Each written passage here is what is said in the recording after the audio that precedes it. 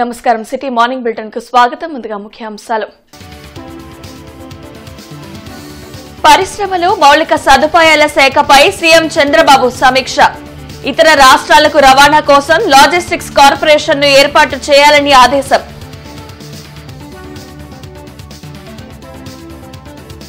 Municipal fire శాఖల సమన్వయ సమావేశం. హాజరైన మంత్రులు నారాయణ, అనిత. బహుళ అంతస్తుల భవనాలకు ఎన్ఓసీ జారీపై చర్చ.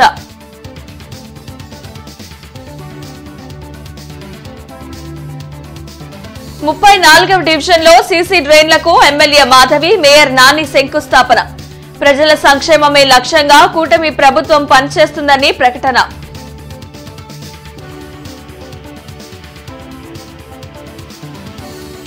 వేగవంతంగా సాగుతున్న బ్రిడ్జి కూల్చివేత పనులు. ట్రాఫిక్ సమస్యతో ఇబ్బందులు పడుతున్న వాహనదారులు.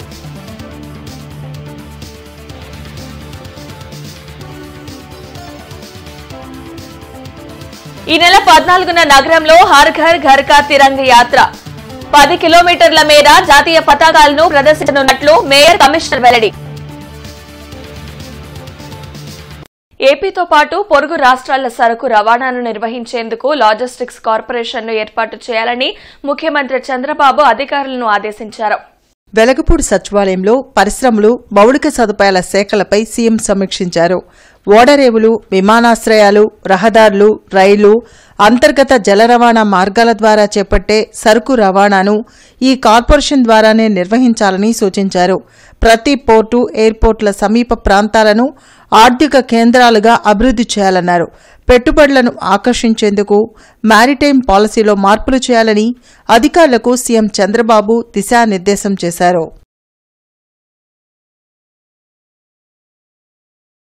6 దశాబ్దాల పాటు నగర ప్రజలకు సేవలు అందించిన Shankar Vilas bridge కనుమరుగవుతుంది.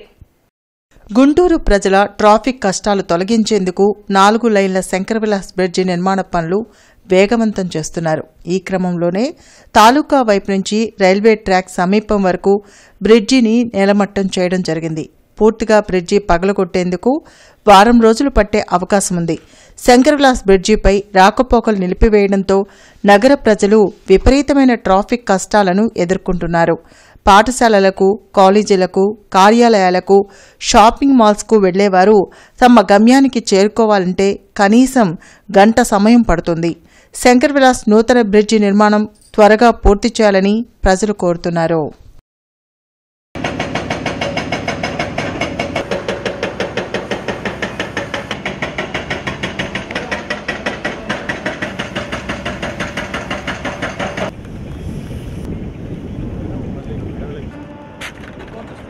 Shankar Vilas flyover bridge కూల్చివేత పనులు శరవేగంగా కొనసాగుతున్నాయి. దీంతో నగరంలోని ట్రాఫిక్ డైవర్షన్లను పోలీసులు అమలు చేస్తున్నారు. ట్రాఫిక్ రద్దీని చెక్ చేసేందుకు ఎస్పీ సతీష్ కుమార్ పలు ప్రాంతాలను పరిశీలించారు. కంకరగుంట ఆర్యూబీ వద్ద వాహనాల రద్దీ ఉండడాన్ని గమనించారు. స్పీడ్ బ్రేకర్లు ఎక్కువ హైట్ తో వేయడం వల్ల వాహనాలు వాటిని క్రాస్ చేసేందుకు ఇబ్బంది పడటాన్ని చూశారు. వెంటనే వాటిని సరిచేయాలని ట్రాఫిక్ అధికారులకు ఎస్పీ సూచించారు. పీక్ అవర్స్ లో ట్రాఫిక్ జామ్ కాకుండా పోలీసులను ప్రధాన కూడల్లో ఉంచి ట్రాఫిక్ క్రమబద్దీకరించాలని ఆదేశించారు.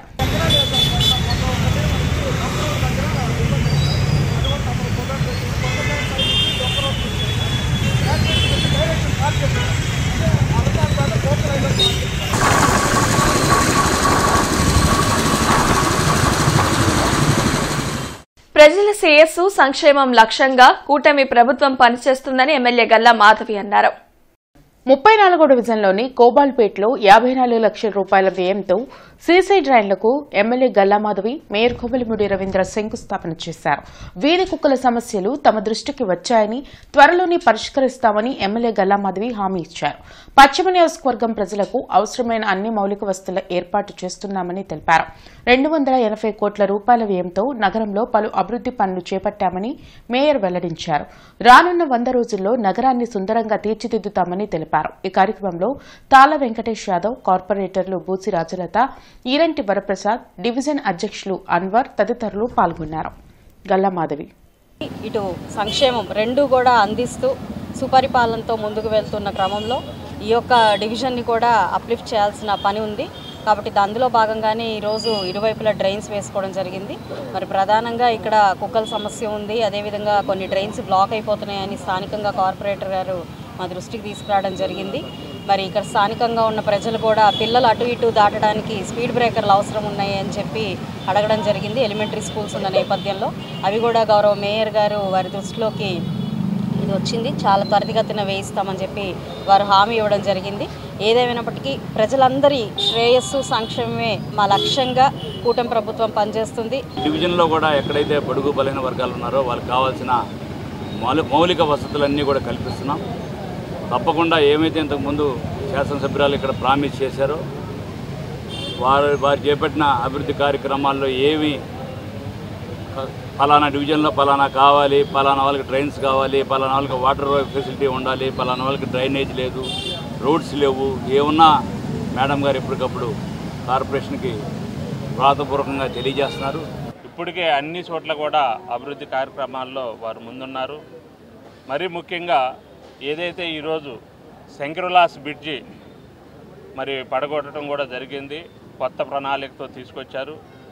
మరి దానికి గాను ఈ యొక్క కోబాల్పేట రోడ్డును కూడా ట్రాఫిక్ డైవర్షన్లో ముఖ్యంగా ఈ ప్రాంతాన్ని కూడా డైవర్షన్లో ఎంచుకోవడం జరిగింది. మరి ఇక్కడ ఉన్నటువంటి స్థానికులు కూడా ముఖ్యంగా మీరు అందరూ కూడా అర్థం చేసుకొని ఈ యొక్క ట్రాఫిక్ సమస్యని మీరు వారికి సహకారం అందించాలని, ఈ రోడ్లో కూడా మనకు ఎలాంటి ఇబ్బంది లేకుండా మీరందరూ సహకరిస్తారని చెప్పేసి లోకల్ వారిని కూడా మనం అభ్యర్థించడం జరుగుతూ ఉంది. ఆగస్టు 14వ తేదీన హర్ ఘర్ ఘర్ కా తిరంగా యాత్రలో భాగంగా 10 km జాతీయ పతాకాల ప్రదర్శన కార్యక్రమం గుంటూరులో జరగనుంది. కార్పొరేషన్ కౌన్సిల్ సమావేశ మందిరంలో జరిగిన మీడియా సమావేశంలో మేయర్ కోవెలముడి రవీంద్ర, కమిషనర్ పులి శ్రీనివాసులు మాట్లాడారు. కేంద్ర రాష్ట్ర ప్రభుత్వాలు అత్యంత ప్రతిష్టాత్మకంగా తీసుకుని హర్ ఘర్ ఘర్ కా తిరంగ్ కార్యక్రమం నిర్వహిస్తుందని తెలిపారు. అందులో భాగంగా నగరపాలక సంస్థ ఆధ్వర్యంలో రికార్డు స్థాయిలో 10 కిలోమీటర్ల జాతీయ పతాకం ప్రదర్శన ఆగస్టు 14వ తేదీన జరుగుతుందని వెల్లడించారు.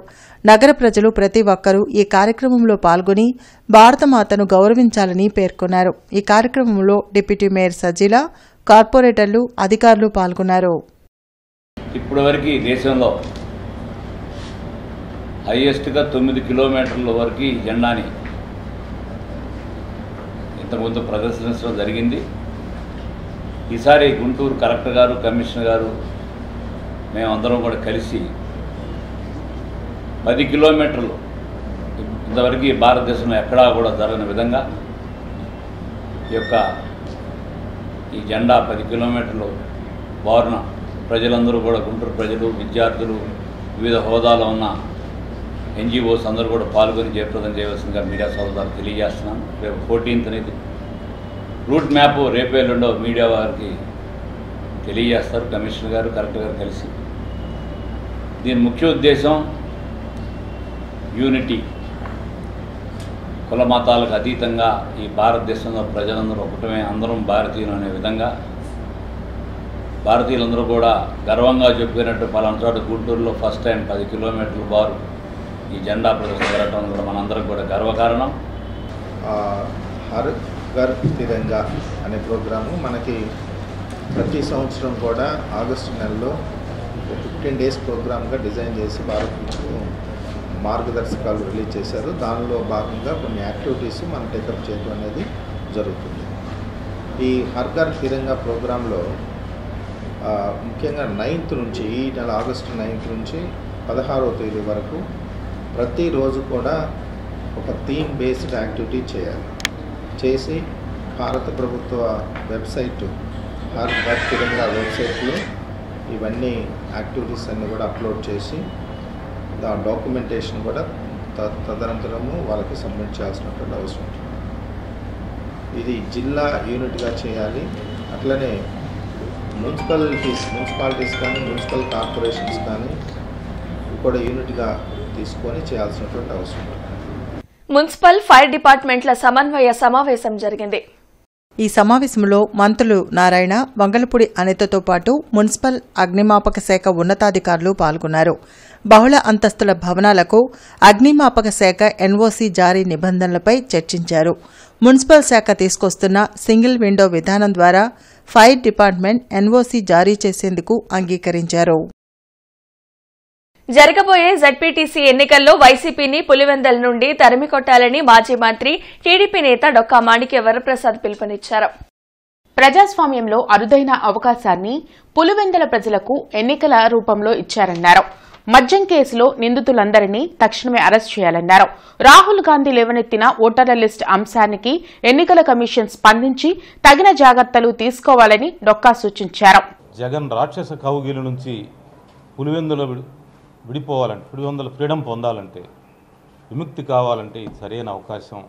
ఈ అవకాశాన్ని Pulivendula voters, ZPTC voters, Ontimitta voters మొన్న అసెంబ్లీ ఎన్నికల్లో, పార్లమెంట్ ఎన్నికల్లో ఏ విధంగా అయితే కడప జిల్లాలో ప్రజాస్వామ్య వాతావరణం ఉందో ఈరోజు అలాంటి ప్రజాస్వామ్య వాతావరణం ఉంది. కాబట్టి ఈ అవకాశాన్ని వాడుకొని జగన్ రాక్షస కబంధ హస్తాల నుంచి విముక్తి పొందాలని చెప్పి పులివెందుల ఓటర్స్కి, ఒంటిమిట్ట ఓటర్స్ విజ్ఞప్తి చేస్తాం. గుంటూరు ఛానల్ ను పరుచూరు వరకు పొడిగించాలంటూ నల్లమడ రైతు సంఘం నేతలు కలెక్టర్ నాగలక్ష్మికి వినతి పత్రం అందజేశారు. 2019లో గుంటూరు ఛానల్ పొడిగింపుకు ప్రభుత్వం పరిపాలన అనుమతి ఇచ్చిందని రైతు సంఘం నాయకులు డాక్టర్ కొల్లా రాజమోహన్ ఆవేదన వ్యక్తం చేశారు. సాగునీరు, తాగునీటి కోసం 85 సంవత్సరాలుగా ఆ ప్రాంత ప్రజలు పోరాటాలు చేస్తూనే ఉన్నారని తెలిపారు. భారీ వర్షాల సమయంలో లక్షలాది ఎకరాల పంట నీట మునిగి రైతులు నష్టపోతున్నారని అన్నారు.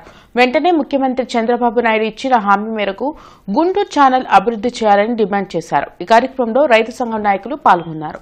పోయినసారి గత గవర్నమెంట్లో నోటిఫికేషన్ ఇచ్చారు, టెండర్లు పిలిచారు, కాంట్రాక్ట్ని ఐడెంటిఫై చేశారు, A1, A2 అని కూడా ఇచ్చారు. ఈ గవర్నమెంట్ వచ్చిన తర్వాత కూడా ఇంతవరకు నోటిఫికేషన్ ఇవ్వలేదు.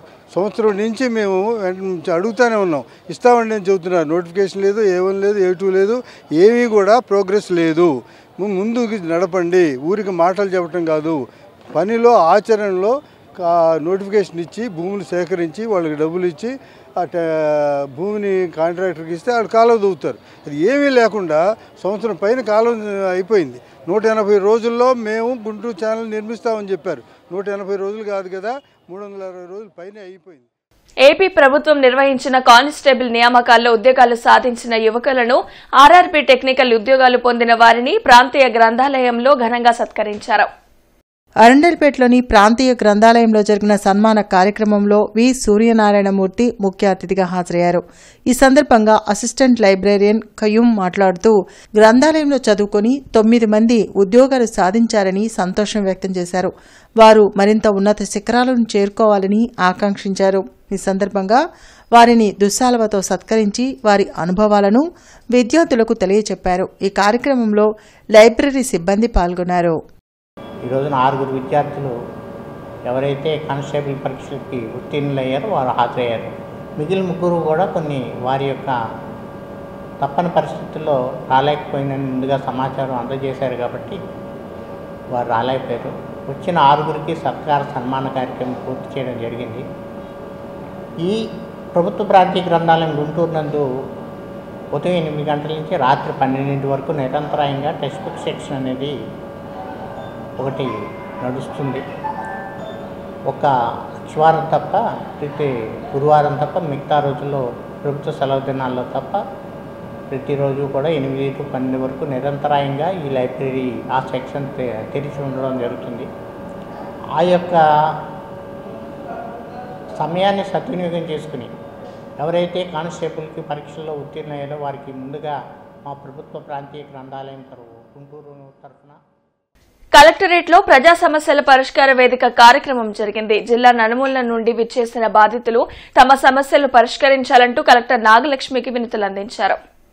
ప్రతి సోమవారం కలెక్టరేట్లో నిర్వహించే ప్రజా సమస్యల పరిష్కార వేదికకు బాధితులు బారులు తీరారు.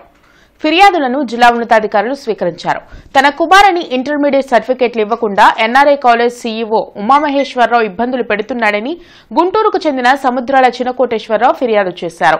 అరెకరం పొలం 2015లో కొనుగోలు చేసి రిజిస్ట్రేషన్ చేయించుకున్న పొలాన్ని తన అవసరాల కోసం అమ్మాలని బేరం పెడితే దేవాదాయ శాఖ అధికారులు అడ్డుకుంటున్నారని జంగంగుంట్లపాలెంకు చెందిన కళ్లం వెంకట్రెడ్డి ఫిర్యాదు చేశారు.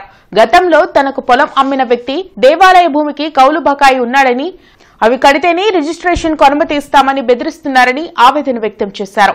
కృష్ణాయపాలెంలో తనకు ఉన్న 60 సెంట్ల భూమి ల్యాండ్ పూలింగ్ కు ఇచ్చామని వెంకటపాలెంకు చెందిన రేపుడి ఎమిలియమ్మ తెలిపారు. అయితే దాన్ని ఎంఆర్ఓ వేరే వ్యక్తులకు ఎండార్స్మెంట్ ఇచ్చారని దానిని రద్దు చేయాలని కలెక్టర్ నాగలక్ష్మికి ఫిర్యాదు చేశారు. 1964లో కొనుక్కున్నాడు, 1948 లింక్ డాక్యుమెంట్ అట్లాంటి వారి దగ్గర కొన్నారు.